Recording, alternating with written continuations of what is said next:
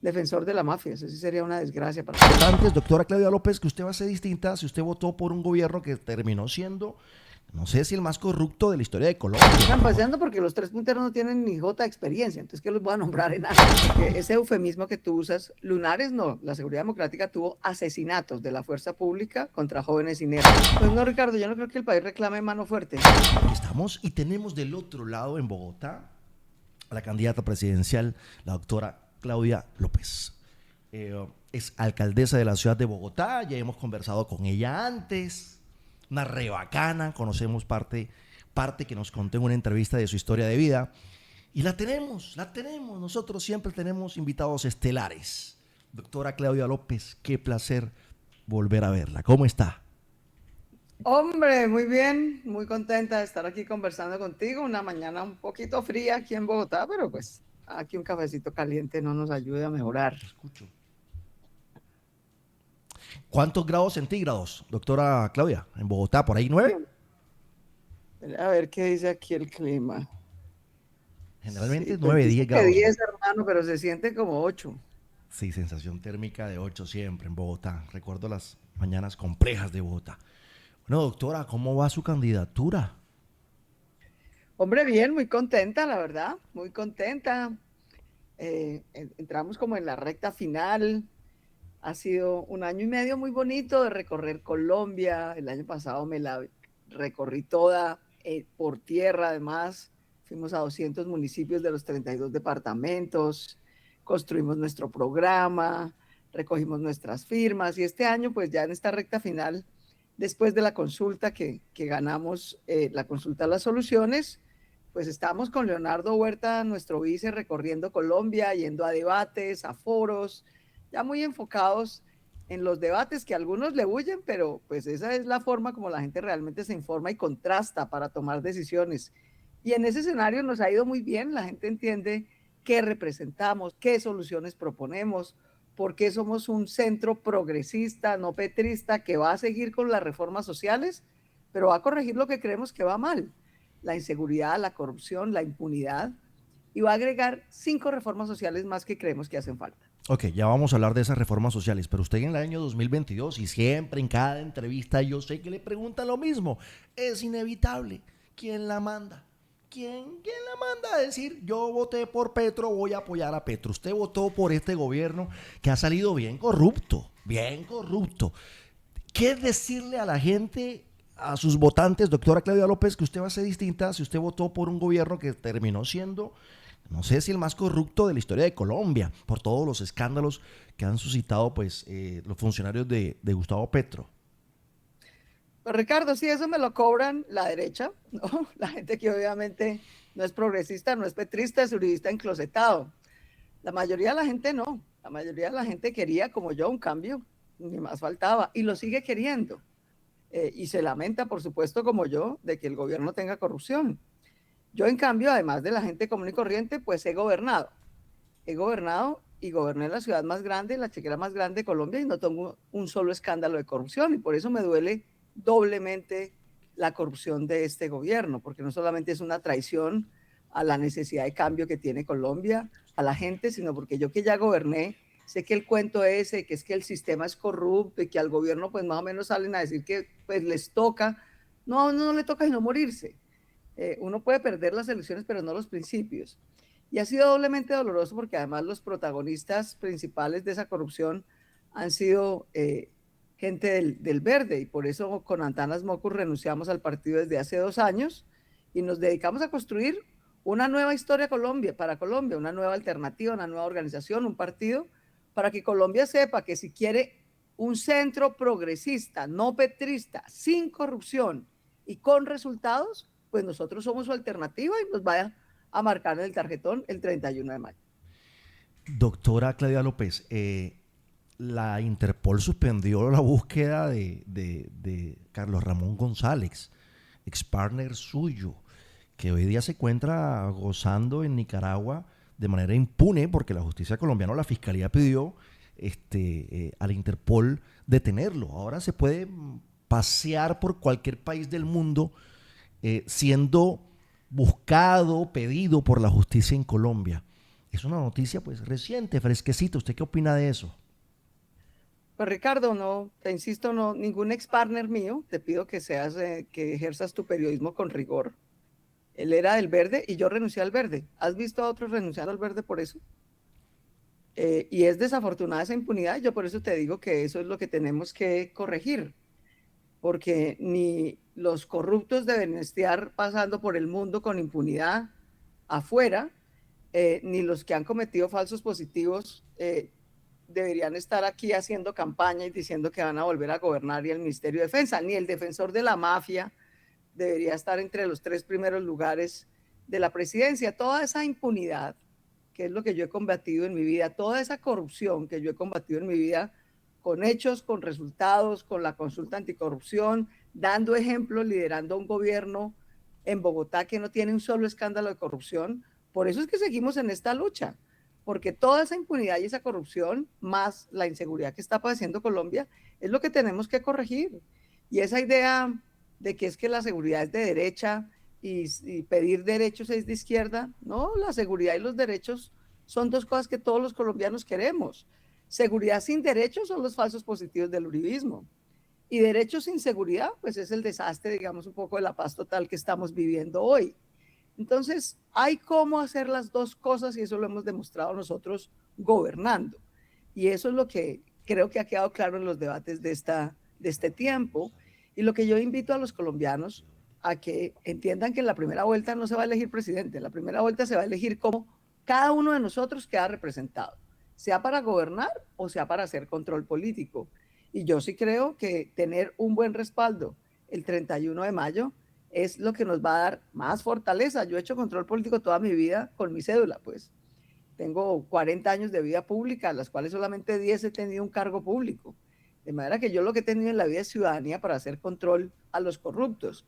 Con mi cédula y mis investigaciones de parapolítica le metí al uribismo 108 corruptos que gobernaban con el narcoparamilitarismo presos, cuando no tenía ningún cargo ni esquema de protección. Nadie más en esta campaña ha metido 108 corruptos a la cárcel. Eso lo he hecho yo con mucho orgullo y lo voy a seguir haciendo a lo largo de mi vida y sin duda es algo que hay que corregir.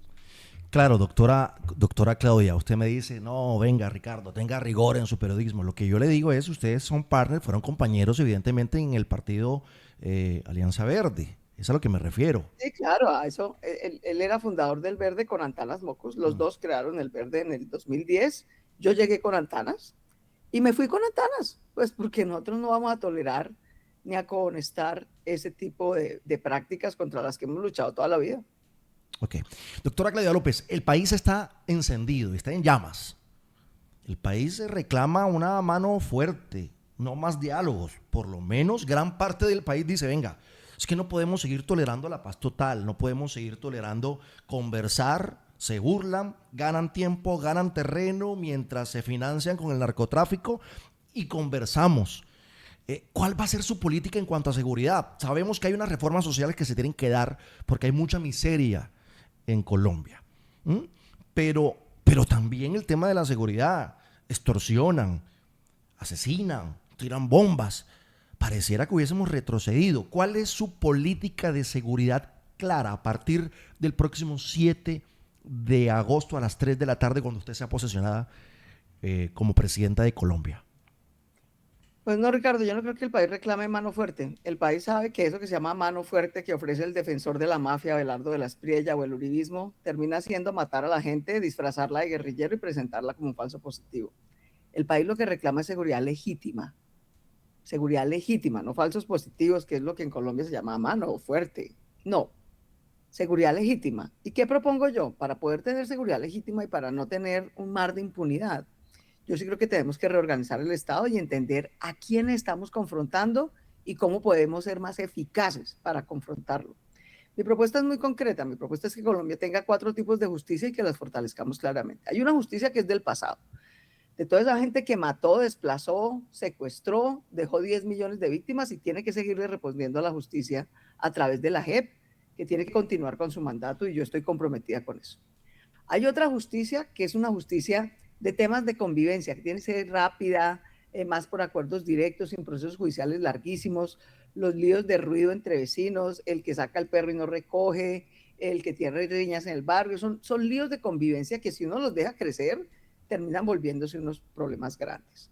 Hay una tercera que es la que nos agobia en las ciudades, en Barranquilla, en Bogotá, en Bucaramanga, donde el problema no es que uno vea pues grupos armados de fusil por la calle, el problema es el atraco, el hurto, la extorsión, la violencia contra las mujeres que está disparada, el feminicidio. Y yo sí, mi propuesta, yo que fui alcaldesa, que lo tuve que padecer, es que vamos a tener que desdoblar las capacidades, que tengamos una Policía Nacional que enfrente al sicariato, al narcotráfico, al crimen organizado, y que las 5 ciudades más grandes de Colombia, Bogotá, Medellín, Cali, Barranquilla, Cartagena, tengan su propia policía local para enfrentar estos temas de seguridad ciudadana, que construyamos más cárceles solo por hacinamiento. Hoy tenemos hacinamiento y corrupción en las cárceles, no dan abasto, y que tengamos unas cárceles para lo que es seguridad ciudadana, o sea, de homicidio para abajo, y otras cárceles para el crimen organizado, para el sicario, el narco, el de la mafia grande. Y esa tercera, esa cuarta justicia, la del crimen organizado, el narcotráfico, creo que prácticamente yo he visto, como Iván Cepeda Nova, que es el único que defiende lo de paz total, todos los demás candidatos, la paz total no ha desmovilizado a nadie. Yo puedo tener muchas críticas con Álvaro Uribe, pues, pero ese man desmovilizó a 27.000 paramilitares y eso ayudó a muchas regiones de Colombia.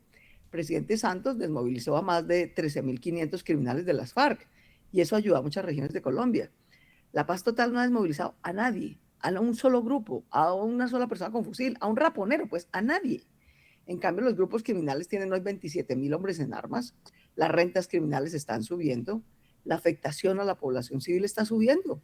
Es en este gobierno donde volvió a crecer el asesinato de líderes sociales, el reclutamiento de niños y jóvenes, la afectación a civiles, como lo que vimos en el Cauca, cómo le pueden mandar un cilindro bomba a una chiva que va con civiles.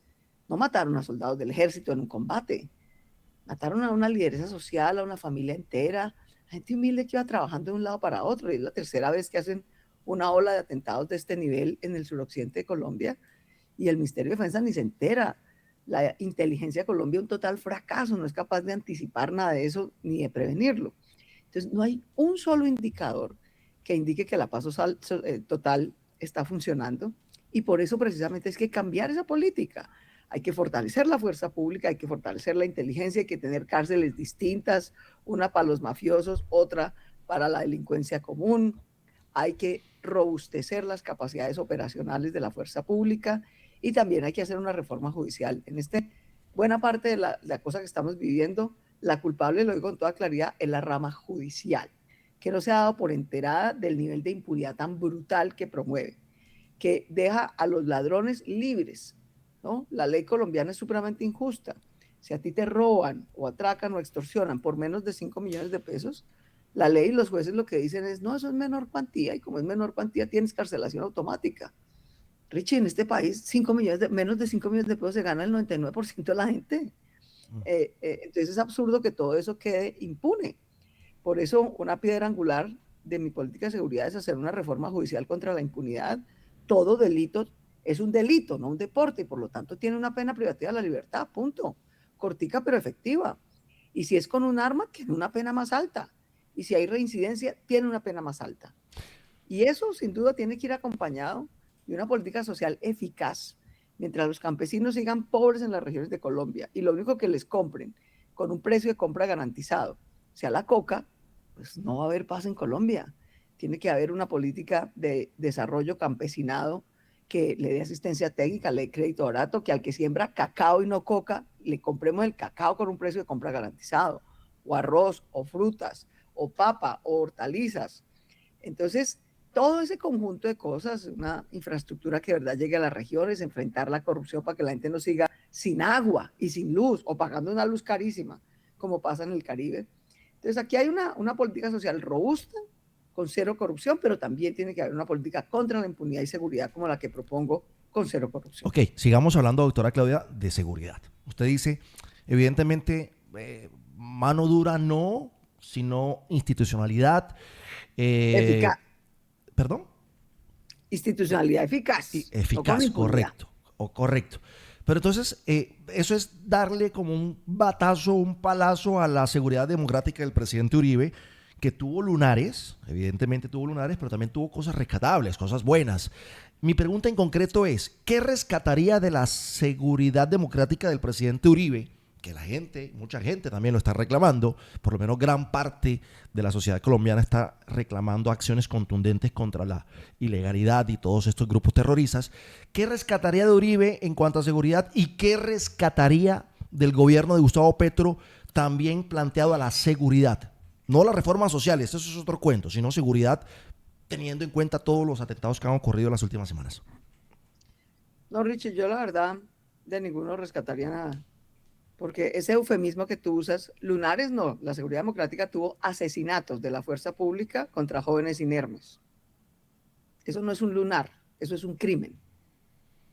Tuvo altísima corrupción, usar recursos de la fuerza pública, no para pagar eh, datos de inteligencia real, sino para irse por los barrios pobres de las ciudades colombianas, cazar literalmente jóvenes pobres, llevárselos con un engaño, matarlos a sangre fría y disfrazarlos de guerrilleros. Eso no es un lunar, eso es un crimen de lesa humanidad. Y en el gobierno de Álvaro Uribe mataron a 6.402 jóvenes así. Entonces, no, a mí la verdad me parece que esa es la página que hay que doblar y que Paloma Valencia venga a decirnos que va a volver a nombrar al mismísimo Álvaro Uribe ministro de Defensa, me parece que es una ofensa contra los colombianos y contra el Estado de Derecho. Y de la paz total, como te digo, me encantaría poder tener que rescatar algo. No hay un indicador que indique que esa política de paz, que además fue la única política de seguridad que ofrecieron, no ofrecieron nada más, solo ofrecieron eso. Tal vez lo único en el periodo Uribe que sí fue importante, que yo de hecho propongo hacer, es que se le cobró a los ricos una contribución para ayudar a financiar la política de seguridad. Hacer más cárceles cuesta, apoyar la capacidad operativa de nuestra fuerza pública cuesta, volver a reclutar más soldados profesionales cuesta, ayudarle a Barranquilla, Medellín, Cali, Cartagena y Bogotá a que tengan su propia policía local cuesta. Y el palo no está para cucharas y la seguridad es urgente. Entonces yo sí le he dicho con toda claridad a los 5.000 más ricos de Colombia, así como no les dolió dar una contribución para la seguridad en el periodo Uribe, les pido que vuelvan a dar la misma en mi gobierno para que podamos con esos recursos poder hacer esta inversión que propongo en seguridad. Doctora Claudia, en cuanto a lo social, pasemos al tema social. Por ejemplo, ayer, le voy a contar un caso de Bucaramanga exacto.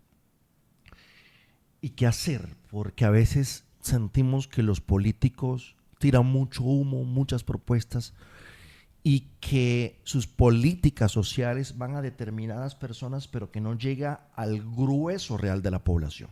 Le voy a plantear un caso en el que fui ayer a visitar.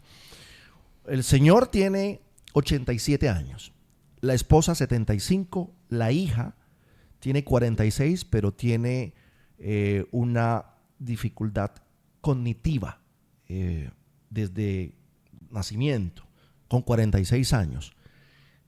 Tiene otra hija de 51 y esta hija a su vez tiene una niña con también problemas. Son 5 personas que dependen de lo que le puedan dar, de lo poquito que le pueda dar la gente en la calle, de lo poco que le puedan dar los vecinos, de la caridad están viviendo.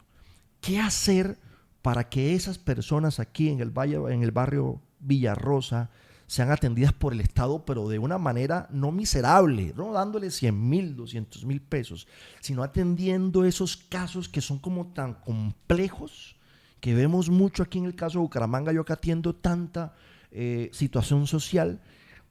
¿Cómo hacer para llegarle a esa gente? ¿Cómo hacer para convencer a esa señora que tiene a su hija enferma de 46 años, se tira postrada en una cama toda la vida, y a su nieta postrada en otra cama sin ingresos? ¿Cómo, si usted toca su puerta, doctora Claudia López, va a decir, vote por mí porque yo les voy a cambiar la vida? ¿De qué forma lo va a hacer? Pues hombre, primero esa es la herencia de muchos gobiernos de élites desconectadas de la gente. La gente humilde de Colombia y las personas en condición de discapacidad no tendrían por qué vivir de la caridad. En las democracias viven de un sistema de cuidado y protección social público, a veces mixto, financiado pues con ingresos. Y yo por eso celebro la reforma pensional. La reforma pensional, que era un pilar solidario en el que a la señora, la mayor que tú nos describes, por primera vez en su vida va a tener 280.000 pesos garantizados de un pilar solidario. Eso nunca había pasado en Colombia. Es increíble. Segundo, yo propongo, complementario a esa reforma pensional que yo apoyo, que las familias puedan tener un sistema de cuidado y protección social gratuito. Las personas en condición de discapacidad y sus cuidadores necesitan un apoyo público, no vivir de la caridad. Y eso yo ya lo hice en Bogotá, yo creé manzanas del cuidado, cogí la infraestructura social que había, salones comunales, colegios, centros comunitarios, contraté a mujeres cuidadoras, pero pagas. Las mujeres nos la pasamos cuidando al resto del mundo, somos la seguridad social, la señora es la seguridad social de su hija y también de su nieta. No, la seguridad social de las democracias tiene que ser pública. Tú tienes que tener servicios donde le podemos decir a la señora, venga, Merced, le hubiéramos dicho hace 40 años en la vida, cuando nació la niña, le hubiéramos dicho, venga, su merced tiene una hija en condición de discapacidad, tiene estos servicios de cuidado públicos y gratuitos en este sitio donde la va a poder traer, se la vamos a cuidar para que su merced pueda trabajar, termine su bachillerato, estudie con el SENA, le ayudamos a conseguir un trabajo o a financiar su emprendimiento. Eso es lo que hacen las manzanas del cuidado que yo creé como alcaldesa en Bogotá. De manera tal que la niña hubiera podido tener cuidado desde pequeña en vez de estar amarrada a una cama, porque tiene una discapacidad. Las dos. Y la mamá hubiera podido hacer lo que quiere hacer, que no es vivir del subsidio de nadie, sino estudiar y trabajar y poder producir y salir adelante. Entonces, esa es una de las 5 reformas sociales adicionales que yo propongo. A mí me parece maravilloso que haya un buen salario mínimo, que le paguen las horas extras. En este país, Álvaro Uribe hace 22 años le dijo a los trabajadores de Colombia, no les voy a pagar las horas extras, ni nocturnas, ni dominicales, porque eso va a subir el empleo formal. ¡Paja! Pura exclusión típica de la derecha. Lo único que pasó fue que se precarizó el trabajo, no que subió el empleo formal. Por eso yo celebro el salario mínimo, celebro la laboral, la pensional, pero a eso hay que complementarle un sistema de cuidado y protección social que cuide a las mujeres cuidadoras. El 90% de las mujeres somos las que cuidamos, ¿no? Tú no ves a los hombres cuidando a su hija en condición de discapacidad que se quedó 46 años. El 90% somos las mujeres que tenemos esa recarga de trabajo de cuidado no remunerado. Entonces es un círculo de pobreza vicioso. Las mujeres se quedan en casa por cuidar a sus hijos o personas en condición de discapacidad o adultos mayores. Como se quedan en casa, no terminan de estudiar, no pueden generar buenos ingresos, toda la familia se va a la pobreza extrema. Entonces, eso habría que complementarlo con esto que te digo, con el sistema de cuidado y protección social, de manera tal que esa familia, pero no ahorita, que ya llegó pues a un extremo difícil, sino te insisto, desde que hubiera nacido, su hija hubiera tenido servicios de cuidado, la mamá hubiera podido estudiar y trabajar porque sabía que su hija tenía quien se la cuidara, seguramente habría tenido mejores ingresos y entonces no tendría que llegar a mayor solamente con 280.000 pesos de bono solidario pensional, que uno podrá decir es muy poquito. Claro, hoy es cero. Hoy es cero. Entonces, en buena hora vamos a empezar por un pilar solidario que en el tiempo tendrá que crecer.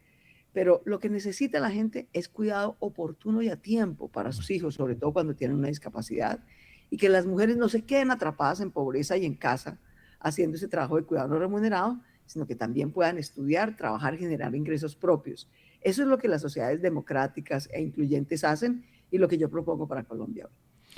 Doctora Claudia, ¿cuáles son los cánceres de Colombia a atacar?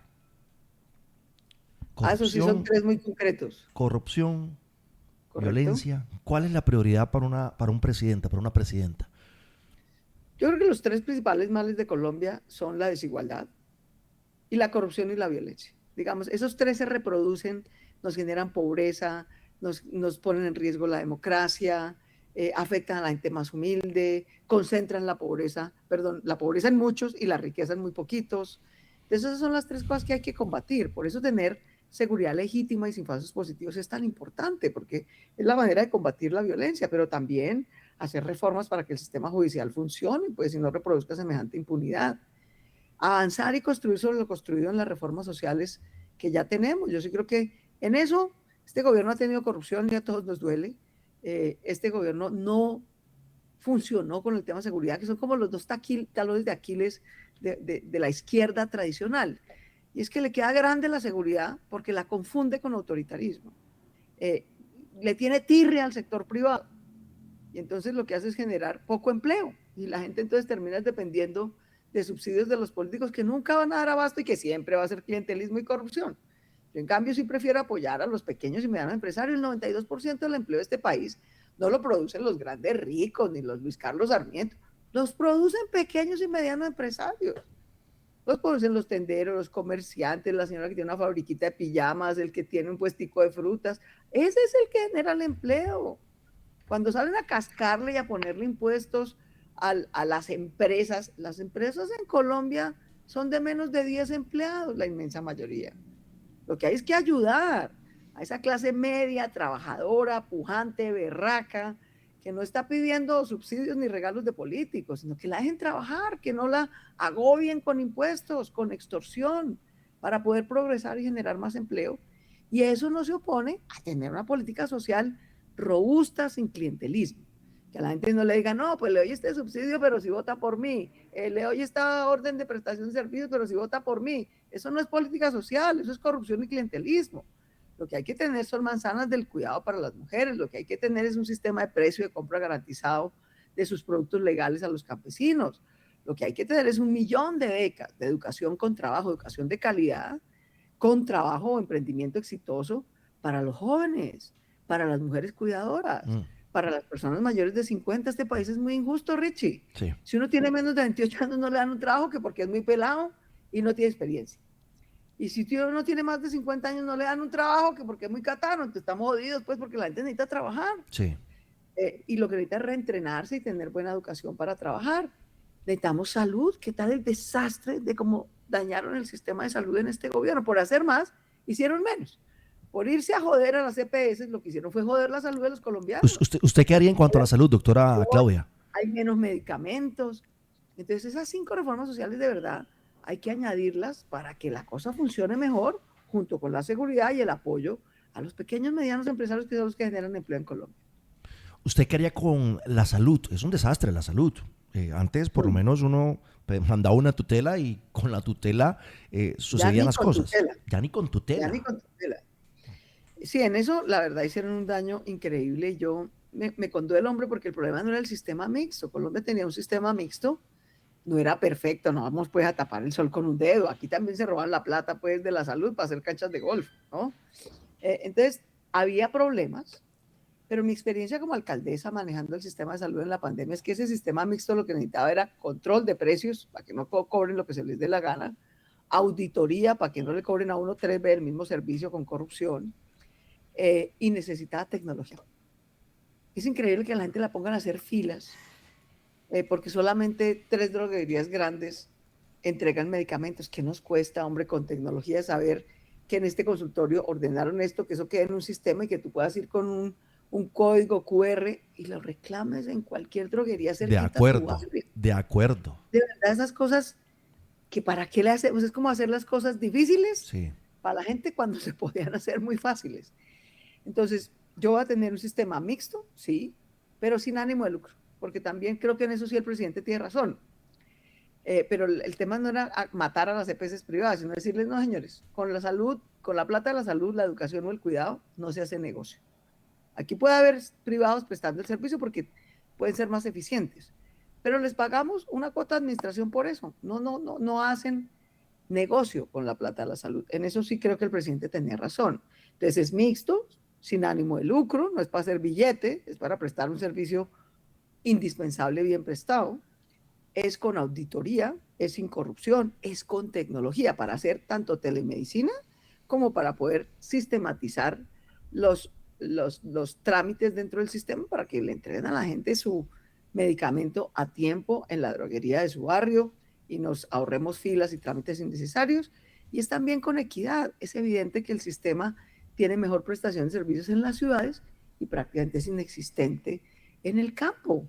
Hay que tener equidad. El que quiera prestar servicios en Bucaramanga lo tiene que prestar en la zona rural de los municipios de Santander. El que quiera prestar servicios en Bogotá urbana tiene que prestarlos en Sumapaz. Entonces, esa equidad eran las 5 cosas que yo creo que había que arreglarle, es lo que yo voy a hacer al sistema, pero es tal el daño que ha hecho el gobierno que lo primero que toca llegar a hacer es crear un fondo de rescate con plata fresca para rescatar a los prestadores de servicios para la gente, para que a la gente ni le nieguen sus medicamentos ni le dilaten sus tratamientos. Doctora Claudia, hay una diputada en España. Espérame un segundo, pongo el bajo la ventana aquí que tengo el sol encima y ya ni te veo.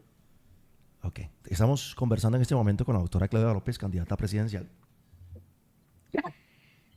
Ahí está, ahí la tenemos de nuevo. Doctora Claudia, en España hay una diputada que se llama Ione Belarra y se ha hecho conocida bastante en muchas partes del mundo porque propuso que en una zona humilde de Madrid hay personas que tienen 10 casas, 10 casas, 8 casas para arrendarle a la gente. Ella dice, no, ¿por qué 10 personas? Porque una persona puede tener 10 casas. Hay que expropiar o hay que montarle tal impuesto o tantos impuestos que sean expropiatorios. Una persona no puede tener 10 casas, era lo que decía. Defendiendo a aquellas personas que tal vez no se les prorrogaba el contrato de arrendamiento porque habían infringido una cláusula de cumplimiento y demás. ¿Cuál es su posición? Porque mucha gente dice, y es la percepción, estoy siendo el medio para contarle, seguramente ya ustedes lo saben. Mucha gente dice, es que la izquierda quiere tomar los recursos de los que tienen, dividirlos y repartirlos con gente que tal vez no ha progresado o no ha querido progresar. Esta señora plantea expropiar a quienes tengan 10 casas. Es una situación, digo, en España puntual, pero trayéndolo aquí a territorio nacional. Y quiero conocer su opinión personal al respecto. Sí. Pues hombre, no conozco el caso que mencionas, pero sí, esa es la típica posición de la derecha. La gente es pobre por perezosa. ¿No? Nadie más trabajador que los colombianos. La gente pobre es la que más trabaja. Trabaja horas, al sol, al agua, madruga, casi no duerme, no tiene domingos libres, no tiene seguridad social, trabaja como una mula y nunca sale de pobre, porque no tiene agua potable, porque se le roban los recursos de la educación, porque no tiene servicios de cuidado para sus hijos, porque no logra formalizar su trabajito, porque el Estado no protege. Llega un vergajo además y le extorsiona o le quita el producido un día y lo roba, y eso queda en la impunidad. Entonces no conozco el caso en España, pero la derecha es igual en todas partes, vergaja y sectaria con la gente más humilde y trabajadora. ¿Yo qué creo? Yo soy una izquierda progresista que cree en el sector privado. Yo sí creo en el sector privado, porque cuando no hay sector privado que genere empleo, que pague impuestos bajitos, yo creo que en Colombia la carga impositiva a las empresas es muy alta. De hecho, mi propuesta es empezar a bajar el impuesto de renta, no subirlo sino bajarlo. Cuando no hay pequeños y medianos empresarios que innovan, ahorran, invierten, toman riesgo, generan empleo, lo que termina pasando en esa izquierda trasnochada es que la gente termina dependiendo del subsidio de los políticos. Y eso sí es clientelismo y corrupción salva. Entonces, al contrario, lo que quisiéramos los colombianos, tú hablas con cualquier colombiano en la calle y la gente dice, yo no quiero que me regalen, yo necesito es trabajar. Pero, joder, no pude terminar el bachillerato porque no pude, ni siquiera pude estudiar en el SENA. Tengo un hijo en condición de discapacidad y no hay servicios públicos y gratuitos de cuidado, entonces me toca quedarme en la casa porque ¿quién me lo va a cuidar? No puedo morir en mi hijo. Entonces la gente lo que necesita es empleo privado, pero también servicios sociales robustos que no le consuman la vida. Los niños más pobres de Colombia tienen 4 horas de educación mala, mala. Los niños que progresan en la vida tienen 7 horas de educación al día, buena, de buena calidad, con comida caliente, con arte, cultura, deporte. En el caso de la vivienda es una inversión pública maravillosa, muy rentable socialmente. A mí me pasaba, como te digo, yo no conozco el caso en España. El problema no es si alguien tiene varias casas, el problema es que alguien tenga 10 y millones no tengan nada. Vivan pues entre techos de zinc, en zonas informales. Pero entonces, ¿qué hacer con esas 10? Pues depende, porque si se las compró con su plata privada, claro, y nunca tuvo un peso público, pues hombre, la gente si se gana una plata deciden que la gasta, se lo hubiera podido gastar en papitas. Si se la quiere gastar en vivienda para arrendamiento, pues yo realmente creo que ese no es un tema en el que tengamos que meternos. Okay. El tema es cómo se usa la plata para vivienda de interés social. Entonces yo te digo a mí qué me pasaba en Bogotá. Para no citarte el caso de España, sino de Bogotá. Sí, correcto. En Bogotá pasaba que había subsidios de vivienda de interés social, que es plata pública, que pagamos con los impuestos de todos, que se usaba para hacer aparte estudios para jóvenes de estrato 6 en Chapinero. Entonces yo digo, un momentico, Eso es Una otra cosa es cosa, que ese ¿no? pelado con su familia Sí. compre 10 aparta estudios y los construye en Chapinero y los arriende para estudiantes. Eso es una inversión privada legítima. Pero que eso que se haga con plata pública, que era para vivienda de interés social, eso sí es corrupción rampante. ¿Y sabes qué era lo peor? Señora. Que no era corrupción en el sentido de que estuviera prohibido. Era que han encontrado cómo legalizar eso y desviar recursos de plata de interés social para esto. Eso estaba por una norma del Plan de Ordenamiento Territorial en Bogotá y yo lo acabé como alcaldesa. Y eso es una vagabundería.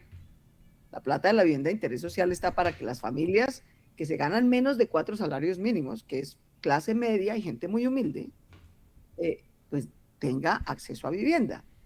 Entonces acabamos con esa vagabundería, pusimos unas reglas de habitabilidad. Mira, la otra cosa que pasaba en Bogotá y en muchas ciudades es que se hacen de verdad unas cajas de fósforos, pues, para una familia de 4 personas. 30 metros cuadrados. Se viviendas de interés social de 20 metros cuadrados. Sí. 20 metros cuadrados, hermano. Y el techo en la cabeza. Y el techo en la cabeza, como le decía yo al ministro, óigame, dígame usted, ministro, ¿cuánto tiene su casa? Hay 200 metros cuadrados. Entonces usted es ministro, ¿por qué permite que se haga vivienda de interés social de 20 metros cuadrados? Sí. Una vivienda que tenga, aunque sea 2 cuartos, una cocinita separada, un baño aparte, buena ventilación. Tiene 46 metros cuadrados, ministro, no sea tan miserable con la Mínimo. gente tan humilde. Mínimo. Entonces pusimos esos dos estándares e incrementamos los subsidios tanto locales de Bogotá como del gobierno nacional y los hicimos conjuntos. Y esa inversión es una maravilla. Mira, la inversión en vivienda y en general en construcción genera mucho empleo. Empleo desde ingenieros hasta gente que hace trabajos de obreros. Genera mucho empleo. Entonces es una maravilla por eso. Segundo, es un patrimonio para la gente. Una vivienda de interés social no solamente es techo para una familia, es que es ahorro para una familia. Sea porque ahora tiene un patrimonio, algo de lo que es dueña, entonces con eso le queda más fácil acceder a crédito, por ejemplo. O sea porque en esa misma vivienda, ¿qué hace la gente en los sectores populares? Pues en el primer piso pone una tiendita, ¿cierto? Y eso le da un ingreso. O porque a lo largo de la vida va ahorrando, ¿cómo se hace en los barrios populares? La gente empieza con su primer pisito, ahorra, echa la plancha, echa el segundo, y con el tiempo mucha gente que no tuvo un empleo formal a lo largo de su vida, que no va a poder tener una pensión, ahora gracias a la Se pensión a la pensiona que con se el va arriendo. personal, pues ahorra, perdón, arrienda Mm, una parte y vive en la otra. sí, claro. Entonces la vivienda en los sectores populares no solamente es techo para una familia, sino ahorro para la vejez, sea porque arriendan una parte, sea porque tienen una tiendita en el primer piso, y el Estado no entiende eso, le hace la vida a la gente a cuadritos. La gente hace su casa y entonces después no le da una licencia porque no sacó una licencia original para el primer piso. Hombre, lo que hay es que facilitarle la vida a la gente, darle un subsidio para que arregle mejor su vivienda, que no se le vaya a caer, obviamente, subsidio de mejoramiento que la pueda ampliar para que pueda tener esa función productiva que tiene la gente en los barrios populares. Por eso yo no estoy de acuerdo, eso fue otra cosa que cambié del POT. Al sector constructor, ya a los gobiernos les encanta hacer edificios altos, embutir en poco de gente allá, y yo les digo, ese tipo de vivienda no le sirve a la gente de los sectores populares. Usted hace un poco de edificios altos encerrados en una reja, Sí. y entonces en eso la gente no puede hacer la tiendita del primer piso, o no puede ampliar para arrendamiento futuro. Haga cosas que se acomoden a la economía de la gente más humilde y trabajadora. Sí. Esos 3 arreglos los hicimos en el caso de Bogotá y fue un éxito, hermano. Generamos más empleo, tuvimos más vivienda progresiva, que no era, como te digo, solo vivienda, sino generación de ingresos para una familia. Y eso además ayuda a sacar a la gente de la pobreza. Entonces, ese es el enfoque. Y todo esto lo hicimos con el sector privado construyendo. Poníamos estas reglas, poníamos los subsidios y le decíamos, con estas reglas, construya vivienda de interés social para la gente. Destrabamos planes parciales que permitieron la construcción de cientos de miles de viviendas en Bogotá y eso además nos ayudó a Toca. recuperar empleo, perdido mucho por la pandemia. Entonces, esta es mi visión, ¿ves? No es antiempresa, Sí. pero tampoco que abusen de la gente, ¿no? Que hagan cosas buenas, de calidad, y todos progresamos. Doctora. Esa es mi visión de un centro progresista no petrista, digámoslo así. Sí, es que quiero preguntarle, porque usted acaba de decir, venga, es que yo trabajaba mancomunadamente con la empresa privada. Quiero tocarle el caso de la ciudad de Barranquilla y el Sí. alcalde Alex Char. Barranquilla ha tenido un resurgimiento en los últimos 15 años bajo la administración de los Char. Es un modelo a seguir en ese sentido. Hoy Barranquilla es una ciudad absolutamente diferente. ¿Cree usted que es un modelo a seguir lo que está haciendo el alcalde de Barranquilla? ¿Lo replicaría en el gobierno nacional? ¿Trabajar de manera mancomunada con la empresa privada, con unos beneficios, nos imaginamos, de manera tributaria, para que la empresa privada también haga grande la ciudad? Hombre, yo creo que Barranquilla sin duda ha progresado, pues eso pues sería tapar el sol con un dedo y a mí me alegra. Y una de las cosas que ha hecho es que ha crecido enormemente en construcciones de mucho tipo. Pero ¿por qué a mí no me parece un modelo? Yo pues voy a trabajar con todos los alcaldes de Colombia, porque Barranquilla es una ciudad en la que progresa un montón y sin embargo no reduce la pobreza. Entonces yo digo, entonces en beneficio de quién está ese progreso. Entonces, ¿no es un modelo a seguir, doctora Claudia? ¿No sería un modelo a Es un seguir? modelo a mejorar, diría yo. Es un modelo a mejorar en el sentido de que una ciudad que progresa tanto, que mejora tanto, debería ser una ciudad que reduce la pobreza enormemente. Es más exitosa Bucaramanga o Bogotá o Medellín reduciendo pobreza que Barranquilla. ¿Por qué? Entonces yo digo, ahí hay algo por mejorar, no por acabar. Ahí hay algo por mejorar, ahí hay algo que puede ser más equitativo, que puede ser más solidario. No sé muy bien qué, tendría que sentarme con el alcalde Char y decir, venga, miremos su plan y veamos cómo eso puede ayudar a reducir más pobreza. Yo estoy lista para trabajar con todos los alcaldes de Colombia. A mí me parece que yo que fui alcaldesa, te digo, el centralismo del gobierno nacional es una maldita desgracia, hermano. En general, los gobiernos locales son mucho mejor que el gobierno nacional para resolver las vainas, porque uno como alcalde le toca enfrentar todo, las basuras, el ruido, la inseguridad. Entonces uno está con la gente en las cosas prácticas que resuelvan problemas, porque uno no está para hacer leyes y política pública, sino para que si usted prende el switch, prenda el bombillo. Si abre la llave, salga la que el carro de la basura pase, porque si no, pues se te vuelve un muladar la calle. Entonces, los alcaldes en general, Char o Claudia o el que esté, somos mucho más prácticos, porque esa es la naturaleza de nuestro trabajo. Y lo que necesitamos no es que el gobierno nacional quiera ser el alcalde, que yo siento que es un poco lo que le pasa a Petro. Entonces Petro quiere ser presidente y además quiere ser alcalde de toda Colombia. No, hermano, haga su tarea y deje que nosotros hagamos la nuestra. Las ciudades tendrían que poder cofinanciarse del alcalde Char, que tiene un lío enorme de seguridad. Yo lo que le diría, mire, usted que es tan bueno, crea una policía local, hermano, y la dirige usted. Pero usted se me encarga de que baje la extorsión, baje el atraco, baje la violencia contra las mujeres, bajen las lesiones y las riñas. 5 indicadores claritos de seguridad ciudadana. Hágale. Venga, cómo mejoramos su Y política eso no es de... crear un grupo paramilitar, doctora No, es Claudia. policía pública, hombre. Es policía local.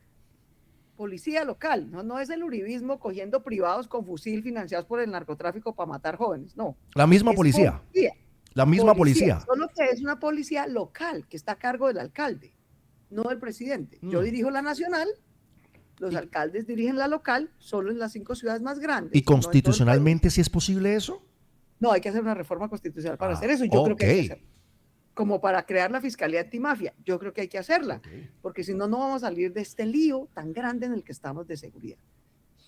Les propondría hacer manzanas del cuidado. Yo creo que esa es una de las cosas, por ejemplo, por las que el progreso de Barranquilla no se traduce en menor pobreza al mismo ritmo que en otras ciudades, porque faltan servicios para las mujeres. Barranquilla, por ejemplo, tiene un programa de educación bilingüe público muy bueno. De hecho, nosotros aprendimos de eso y lo trajimos a colegios públicos de Bogotá. Tiene un programa de parques muy bonito, que ha sido bellísimo. Yo me acuerdo con Jaime Pumarejo, que fuimos colegas al tiempo, aprendimos mucho de eso. O sea, tenemos muchas experiencias de las que aprender. Tal vez a ellos les falta una política de vivienda de interés social más inclusiva, les falta una política de manzanas del cuidado más inclusivas que podemos complementar y mejorar el transporte público. Sí. El transporte público en Barranquilla, en Cartagena, en general en el Caribe, es casi inexistente. Hay que mejorarlo un montón, hacerlo más multimodal, en fin. Entonces, Yo sí voy a trabajar contra los alcaldes, no me importa qué partido sean. Las elecciones se acaban el día que se acaban, la gente decide quién gana y uno lo que tiene que hacer es trabajar con la gente que está ahí. Punto. Doctora, Yo trabajé con el presidente Duque, que no era pues a eso iba. partido ni nada por el estilo, y con él atendimos la pandemia, sacamos el metro de Bogotá adelante, echamos para adelante. A eso iba, doctora. Curiosamente, te diría, Richie, que logré hacer más cosas conjuntas con el presidente Duque, por quien no voté, que con el presidente Petro, por el que sí voté. Se me adelantó la pregunta. Yo le iba a preguntar precisamente eso. Usted le tocó gobernar con el presidente Duque en una época compleja, pandemia, y también le tocó gobernar con el candidato por el que votó y más afín a su ideología política, el presidente Gustavo Petro. ¿Le fue mejor con Duque, nos está diciendo? Increíblemente sí. Y con Duque también tuve mis tensiones. Encontrones. Duque, pues que era un primíparo y estaba realmente aculillado con el tema de la pandemia. Todos pues estábamos muy asustados y se quedó como quieto ahí, ¿no? Y no tomaba decisiones. Y yo dije, no, qué pena, presidente, pero Bogotá es un país. Bogotá tiene 8 millones de habitantes, 3 millones de personas que pasan por acá todos los días. Es la ciudad más densa de Colombia y estamos enfrentando una enfermedad que se transmite por cercanía, o sea, entre más densidad, más riesgo. Y me lo salté literalmente y me uní con 400 alcaldes de Colombia, 9 gobernadores, declaramos una emergencia amarilla, hicimos el primer simulacro de cuarentena y arrancamos, y el presidente Duque se puso muy bravo. Yo le dije, presidente, qué pena, pero si usted no hace, nosotros vamos a liderar esto, porque no vamos a dejar pues que la gente nos empiece a morir, nos va a tocar recoger la muerte en las calles. Prenda el televisor, presidente. ¿Cómo hubiese sido, doctora Claudia? Viendo gente muerta en Guayaquil, doctora, en la calle. ¿Cómo hubiese? Al principio tuvimos esa tensión. Sí. Muy rápidamente, la verdad, el hombre ahí finalmente entendió que tenía que moverse y empezó a liderar el tema.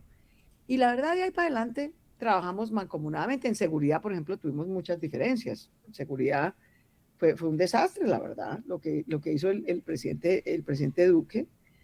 Nos robó, además, te lo digo literal, una de las razones por las que yo propongo una policía local para las 5 ciudades grandes es porque teníamos semejante necesidad en Bogotá. Hicimos un esfuerzo enorme, cogimos de nuestros impuestos locales. Le dijimos, presidente, le vamos a dar la plata para que nos dé 3.500 policías nuevos para Bogotá. Y el hombre solo nos mandó 1.500 y se quedó con la plata. Entonces, hermano, ¿usted qué hace cuando el que lo roba es la policía? Pero ¿cómo así que el presidente la robó, doctora Claudia? Así tal cual. Le dimos la plata para 3.500 policías y solo nos mandó 1.500. No, hermano, eso es un robo de frente. ¿Y qué se hizo entonces el restante de dinero que se hizo? Pues que lo cogió en policías que mandó para otras ciudades, no para Bogotá. Eso fue lo que pasó. No, eso es un robo para Bogotá, que estaba pagando los policías con su plata. Yo por eso digo, no, lo mejor es, como pasa en muchas ciudades con España, ahorita que ponías, en Argentina, donde hay una policía nacional que se encarga de temas nacionales, crimen organizado, narcotráfico, tal, y hay una policía local a cargo de las autoridades locales. Yo creo que ese doble esquema nos puede ser muy útil. Puede ser una forma de centralización que mejore la seguridad, que es un tema difícil, que es un dolor de cabeza para los alcaldes, sobre todo en las ciudades más grandes, y nos complementa servicios mucho mejor. ¿Quién ha sido más desastroso, Duque o Petro? Depende en qué. Yo creo que Duque, pues digamos, Duque, aquí que viven jodiendo tanto, Duque fue el que eligió a Petro. Fue Duque el que eligió a Petro. No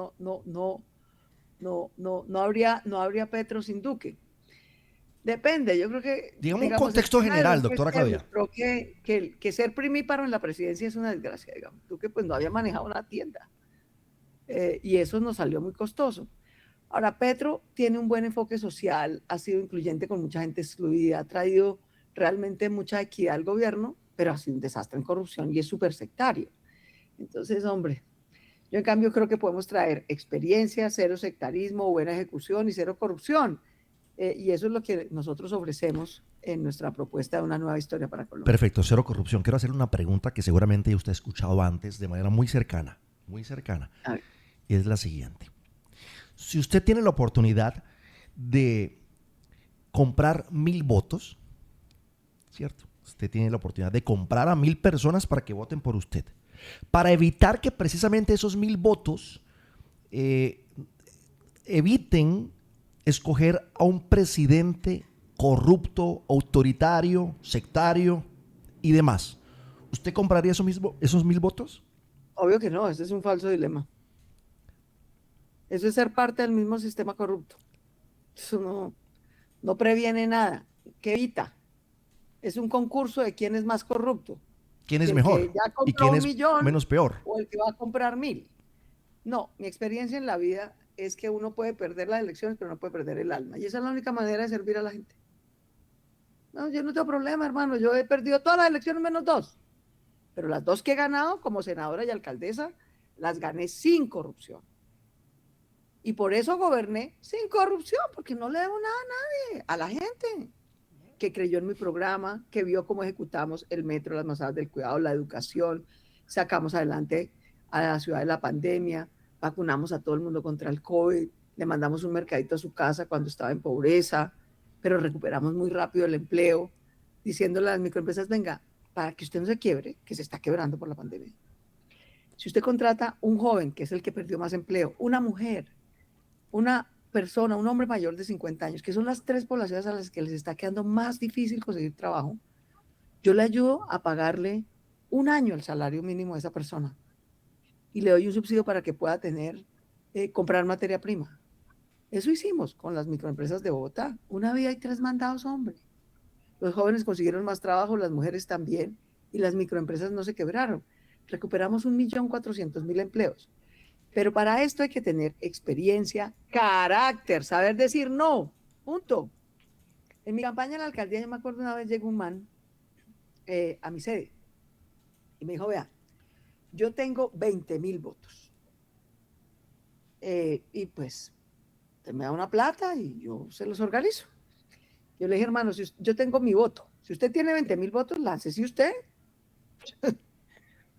Yo ¿Qué- tengo el mío. ¿Y Los demás, qué me le pedía a toca cambio, ir doctora? a... ¿Qué le pedía a cambio? ¿Cuánta No, pues plata? plata, eso que tú estabas diciendo.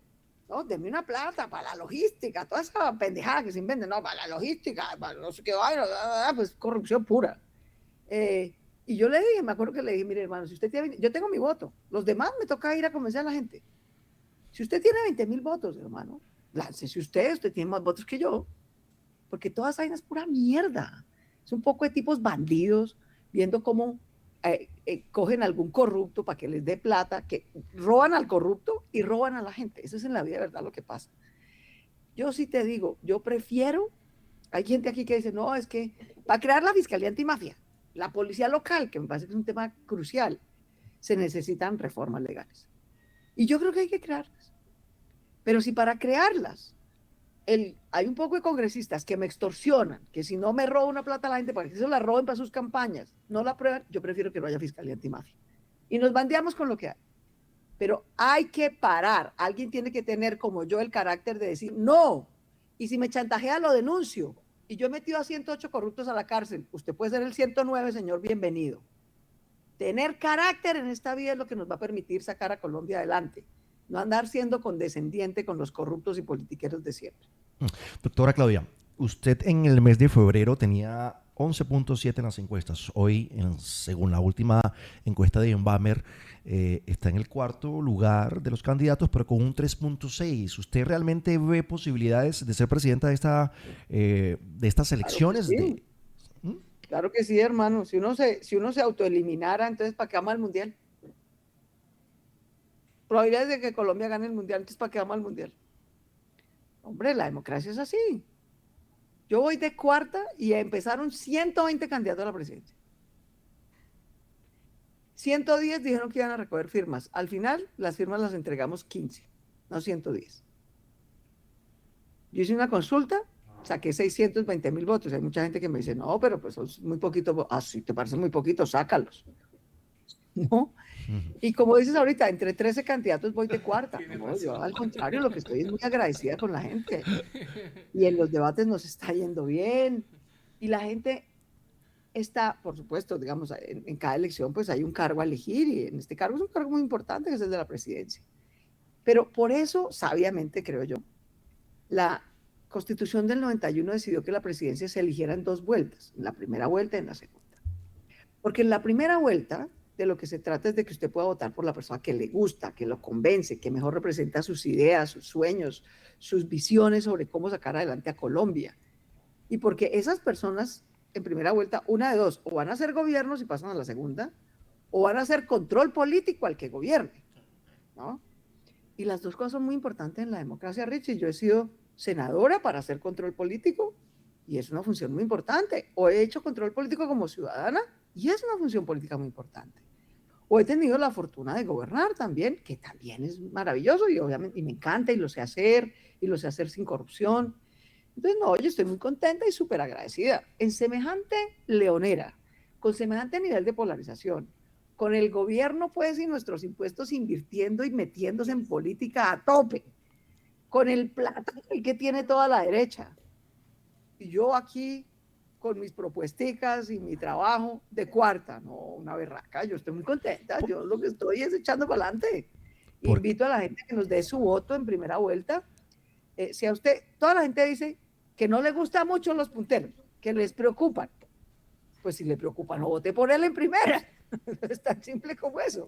La mejor manera de solventar su preocupación es no votar por alguien en quien usted no confía. Vote en el que confía, en el que usted cree que lo va a representar mejor, en el gobierno o en el control político.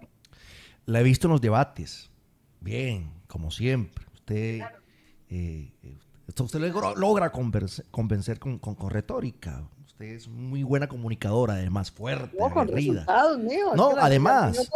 no Pero digamos que estamos en Bucaramanga y acá la gente pues no sabe lo que usted hizo en Bogotá.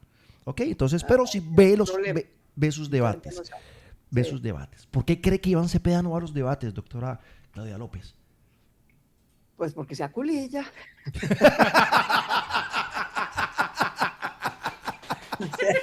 ¡Ya! Así como eso no tiene, ¿sabes? Porque sabe que lo vamos a volver sopa y seco. Me encanta, me encanta. Primero. Segundo, porque pues obviamente está en una posición muy cómoda. El presidente de la República con nuestros impuestos es el que le hace campaña. Entonces él tiene quien le haga campaña a él. Yo no. Yo sí soy una persona trabajadora. Yo me he ganado todo en la vida a pulso. Entonces, yo creo que es una mezcla de susto, de verdad, de arrogancia y de comodidad. Y, hombre, si un candidato no le pone la cara a la gente en campaña, ¿usted se lo imagina gobernando? ¿Quién lo controla? ¿Quién lo controla? Y esa mezcla de arrogancia y no ponerle la cara a la gente termina en corrupción rampante. Y corrupción es una de las cosas dolorosas de este gobierno. Entonces, no auguro nada bueno ahí. Y yo te digo, yo fui compañera en el Senado con Iván y con Paloma. Y a los dos les tengo mucho respeto. Yo sé que Iván y Paloma son dos personas decentes. Y son dos personas trabajadoras, me consta. Pero ambos tienen el mismo problema. ¿Cuál? Y es que tienen un bacalao encima. La de la una se llama Uribe y la del otro se llama Petro. Que es lo que a mí, digamos, no me permite estar ahí, porque yo digo, no, ni los falsos positivos del uno ni la corrupción del otro. Porque no podemos tener seguridad legítima y un gobierno social, incluyente, pero sin corrupción. Sí. Que porque Petro hace reformas sociales, hombre, yo también hago reformas sociales, pero no me robo la plata a la gente. Claro. ¿No? Entonces, yo sí voy a perseverar en esta opción, entre otras cosas, Richie, porque te quiero decir, no solamente tenemos muy buenas posibilidades en esta elección, sino porque Colombia no se va a acabar, la democracia va a seguir. Y yo sí creo que la mayoría de Colombia, es lo que dicen todas las encuestas que tú mencionas, la mayoría de la gente en Colombia dice, ¿usted quiere extremos? No, yo preferiría el centro, la gente que sabe gobernar con experiencia y sin corrupción. Pero es que los tres punteros ni tienen experiencia, sí tienen corrupción y son extremos. Sí, pero es que qué miedo que gane el otro.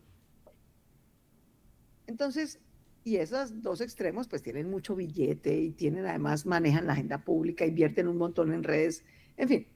Entonces, mantienen a la gente como en ese miedo de, no, a mí no me gusta por el que va a votar, pero es que me parece que es el que contiene a otro que me da más miedo. Y eso es una manipulación burda.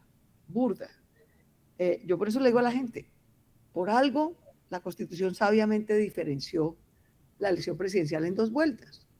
La primera es para que usted vote por el que le guste, no porque le da miedo, sino porque le guste, porque ese es el que lo va a representar a usted o gobernando Doctora Claudia, o controlando, pero lo va a representar. pero permítame. Si usted es suicida de primerazo, pues no tiene voz ni representación. Pero permítame. Entonces, yo creo que eso poco a poco va a ir calando Okay. y que además en los debates con los presentes y con los ausentes, Sí. la gente va comparando y contrastando y dándose mejores elementos de juicio para votar. Permítame, cuando usted era candidata a la alcaldía de Bogotá, ¿le creía o no a las encuestas? Que la No, favorecían. yo no peleo con las encuestas, digamos. Te voy a decir una cosa, yo gané la alcaldía mayor de Bogotá, perdí todas las encuestas de la semana de las elecciones. Todas. Las publicaron el viernes antes de elecciones. Publicaron 4 encuestas. Las perdí todas. ¿Quién era su contendor? Recuérdenos. Carlos Fernando Galán, Miguel Ok. Uribe, Holman Morris. Entonces, si fuera por las encuestas, yo había perdido la alcaldía. Las que perdieron fueron las encuestas. Yo gané la alcaldía. Entonces, las encuestas son un indicador. Eso es como la morcilla, hermano, ¿no? Usted nunca pregunta cómo la hacen, ¿no? Y Mejor pues no puede haber pregunte. morcillas de muchos tipos, con mucho sesgo y con mucha manipulación. Pero pues son un elemento. Yo lo que le digo a la gente es, suponga usted que no hubiera encuestas. ¿Usted por quién quisiera votar? ¿Cómo votaría si no hubiera encuestas? Votaría porque se informa, porque ve los debates, porque compara los programas, porque siente más identidad con alguien, porque siente más afinidad. Bueno, vote así. Porque si no, las que están decidiendo son las encuestas, que las hacen los ricos, que son los que tienen capacidad de hacerla, que todos son de derecha. Todos los medios de Colombia son de derecha, todos. Entonces, hombre, yo no peleo con eso, pero aquí vamos. Así he salido adelante en la vida y así vamos a salir adelante en esta elección también. Mencionó los medios. ¿Por qué cree, doctora Claudia López, que Vicky Dávila la ataca tanto? Pues porque es una derechosa fracasada. Además, Vicky fracasó como periodista y fracasó como política. Y creía pues que atacándome y difamándome perdió. Tengo yo 2 fallos a mi favor porque Vicky, de manera bastante miserable, se inventó en una portada en el 2023 que había habido corrupción en el metro, a mi favor. Y 2 sentencias le dijeron, eso es falso, señora, usted se inventó esa portada, manipuló la información, en fin. Entonces, Le Vicky es quitó una la palabra fracasada. chisme, ¿no? Ese es como, el tema. Vicky Dávila es una fracasada. Es una fracasada en el periodismo, es una fracasada en política, y es una derechosa ahí que va a gritar toda la vida porque cree que eso le da audiencia, y pues en efecto le da audiencia, pero pues es una fracasada con audiencia. Ok, le voy a mencionar ya para terminar, doctora Claudia López, unos nombres. Usted me dice lo primero que se le ocurra y pase por su cabeza. Hágale. Brevecito. Roy Barreras. Hombre, el pasado va de salida, Roy, de la política colombiana. Ya dijo que se iba a retirar. Ok, yo pensé que me iba a decir camaleón, pero no. Todo bien. Sergio Fajardo. Hombre, Sergio es un buen tipo. Sergio es un buen tipo, sin duda, pero pues también anunció que esta es su última campaña. Pero estaba como durmiendo en el último debate, ¿no? Lo vi como... Sí, de pronto estaba un poco cansado, no sé qué le pasó. Iván Cepeda. Hombre, Iván Cepeda es un buen tipo, es un hombre decente, pero no tiene ninguna preparación para ser presidente. Abelardo del Espriella. Defensor de la mafia, eso sí sería una desgracia para Colombia. Paloma Valencia. Paloma Valencia es como Iván, es una buena mujer, es una mujer preparada, es una mujer de carácter, pero no tiene ninguna preparación para ser presidente. Y además nos anuncia todos los días que si ella gana, el que va a gobernar es Uribe. No, pues, para eso que se presente Uribe. No podría. Juan Daniel Oviedo. No, Juan Daniel Oviedo, sí. Un bacán que terminó siendo el adorno irrelevante de la derecha. Un bacán que terminó siendo, como él mismo se describe, una simple llanta de repuesto del uribismo. Luis Gilberto Murillo. Luis Guillermo Murillo es un orgullo de la afrocolombianidad, la verdad. Ojalá siga en política y nos encontremos en el camino. Santiago Botero, también candidato presidencial. Puro show. Francia Márquez. Hombre, yo a Francia la quiero y la respeto. Y creo que ha cometido errores. Uy, pero le han caído. Empezando por su propio jefe, que le ha caído a matarla, pues a eliminarla de la vida política colombiana. Eso me parece muy injusto. Álvaro Uribe Vélez. Uy, un pasado al que no queremos volver. Ese señor ya fue 2 veces presidente, con aciertos y con errores, con aciertos y con crímenes como los falsos positivos. Ya no más, hombre. Viva y deje vivir. Juan Manuel Santos. Un expresidente que sí sabe que ya tuvo el honor de ser presidente y no anda interviniendo y jodiendo. Allá está en su vida expresidente, haciendo de sabio el mundo, en fin. Qué buen ejemplo. El que se retira, se retira. Ok. Gustavo Petro.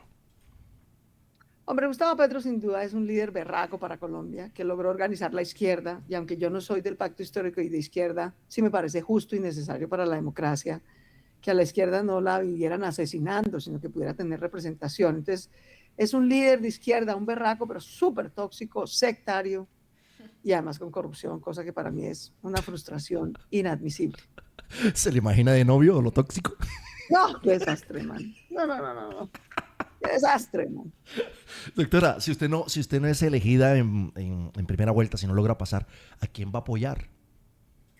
No, yo voy a pasar a segunda vuelta, pero cuando me preguntan eso lo digo con toda claridad. Yo por el único que no votaría ni muerta es por el defensor de la mafia, Abelardo de la Espriella. O sea que queda una ventana abierta entre Claudia López, entre Paloma Valencia y... Cualquier otro.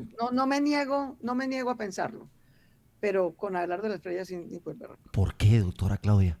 ¿Qué No, pasó porque con Abelardo? es de la mafia, ese señor es defensor de prontuario. Pero, Pero además no tienen la menor idea. Ahí lo vi en un debate. Le tocaba leer en un papel Calarcá la paila. El señor ni sabe dónde queda la paila, ni ha pasado por Calarcá. O sea, es un desastre de tipo. pero Cepeda también lee papel en los discursos públicos. Estoy de acuerdo. Que lo suelten. Porque ninguno, fíjate, en eso Cepeda y de la Estrella igualitos. No tienen la más berraca idea, no han administrado ni una tienda, no saben de nada. La presidencia, eso ya nos pasó con Duque, la presidencia no está para hacer el primer trabajo de nadie. Eso sale mal. No repitamos ese error. Pero usted repite y dice, es que Abelardo de la Espriella es el abogado de la mafia, pero es que en su condición de abogado, no, pues... el abogado no, el defensor. El defensor de la mafia. Ok, pero los abogados son defensores de criminales. No solo como abogado, el defensor de la mafia. Colombia lo que necesita es una defensora de la gente, no un defensor de la mafia. Ok. ¿Ha pensado en personajes, en candidatos para su equipo ministerial? Sí, claro. Nombres, regáleme nombres. No hay ninguno, hermano, porque yo no hago política ofreciendo puestos, ese no es mi estilo. Pero cuando goberné Bogotá, goberné con gente decente, por eso no tengo un solo escándalo de corrupción, ni yo ni nadie de mi equipo. Goberné con gente que conocía los temas, pero que también pone la cara en la gente, va a los barrios, entiende que las comunidades y los ciudadanos son nuestros jefes. Entonces, yo tengo experiencia en escoger gente capaz, que gobierna con decencia y que produce buenos resultados. ¿Escogería alguno de los candidatos que están ahorita como parte de su equipo ministerial? ¿Se salva alguno? La verdad no creo. No, ninguno. No, empezando porque los tres punteros no tienen ni jota de experiencia, entonces ¿qué los voy a nombrar en algo? Que primero aprendan y que no ensayen en la presidencia. Doctora Claudia López, ¿hoy qué va a hacer? ¿Para dónde va? Cuéntenos un poquito ya para terminar esta entrevista que me parece maravillosa. De su día, ¿hoy qué va? ¿Para dónde va? ¿Se va para alguna ciudad? Yo tengo otra entrevista aquí con otro amigo periodista como tú que se llama Alfonso Espina. Yo tengo un carro, el año pasado me fui en La Imparable, que era un carro casa con el que recorrí Colombia. Ajá. Ahora tengo una pequeña vancita eléctrica aquí en Bogotá que se llama Filomena. Ajá. Y hago recorridos por los barrios, voy a tener charlas con la gente que me dice, oiga, Claudia, yo quisiera hablar con usted porque le quiero contar esta propuesta. Entonces yo me voy, lo recojo, grabamos un video. Vamos a hacer eso ahorita en Filomena con Alfonso Espina. Luego tengo una entrevista en Blue. Luego tengo un podcast con un animalista súper chévere. Y luego tengo una cena con el embajador de China. Caramba. Esa es mi agenda hoy. Tiene el día bastante agitado. Y nosotros pensando que es de almuerzo. Si no es presidenta, ¿está pensando en volver a la alcaldía tal vez? No, mijo, yo creo que uno tiene que seguir en su camino. Cierra el capítulo. La alcaldía fue una gran experiencia, el Senado fue una gran experiencia para mí, pero esta es mi primera campaña presidencial, no la última. Entonces, eso sí, Claudia López va a ver para rato. Ah, ok. Y una nueva historia para Colombia va a ser un partido que le va a ofrecer la oportunidad a nuevos liderazgos del sector privado, a jóvenes, a mujeres, que participen en política, que se metan de alcaldes, de gobernadores, de concejales, de consejeros de juventud. Y vamos a seguir construyendo una nueva historia para Colombia.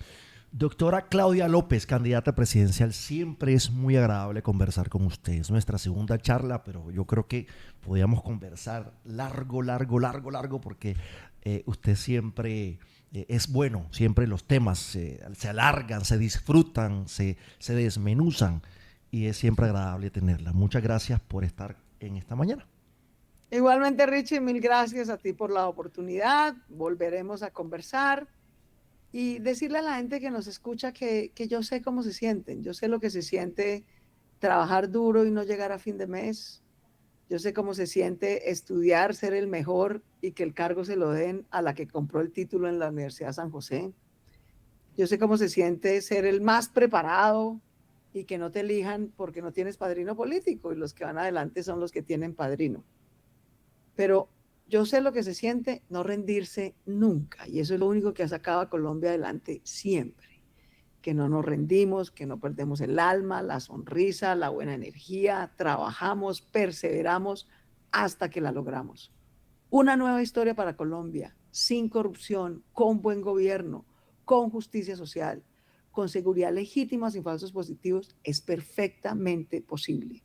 Y esa nueva historia va a seguir creciendo en Colombia, en todos los rincones de Colombia. Así que apóyenos con su voto el próximo 31 de mayo para poder o gobernar bien a Colombia o controlar a quien vaya a ser el gobierno. Lo fácil de entrevistarla a usted es que usted va dando respuestas y a medida que usted va dando respuestas, yo voy hilando la siguiente pregunta. Y en su despedida, inevitablemente tengo que preguntarle algo por lo que usted dijo. Juliana Guerrero, ¿qué pasa? ¿Qué cree que pasa ahí? ¿Por qué esa señorita está allí? Si además falsificó, es un delito. Falsificó un documento. Por corrupción y clientelismo, no hay ninguna otra razón. Breve. Doctora Claudia, Dios me la bendiga. No, buena suerte. Dios me la cuide, me la bendiga y nos encontramos en el camino. Amén, hombre. Igualmente para ti y para toda la gente que nos escucha. Que Dios nos bendiga a todos y que salgamos adelante. Le presento a los Nerucito, mírenlo. Hola, Clau, un abrazo. Chao, mi hermano, un abrazote, gracias. Sí, para despedirnos, usted, por favor, yo sé que esto está fuera de la entrevista, pero hay gente que quiere escuchar eso. Sí. Usted puede decir, no, mi hermano. Pero si lo acabas de decir vos. No, es que usted lo dice bien. Dos cosas, esa... Hágale. Y la del cafecito, es que a mí me encantó un videito que usted hizo un cafecito en la mañana. Es imposible hacer eso mejor que Giovanotti. Así que dejémoslo en el original. No, hermano. Claudia López, un aplauso. Candidata presidencial.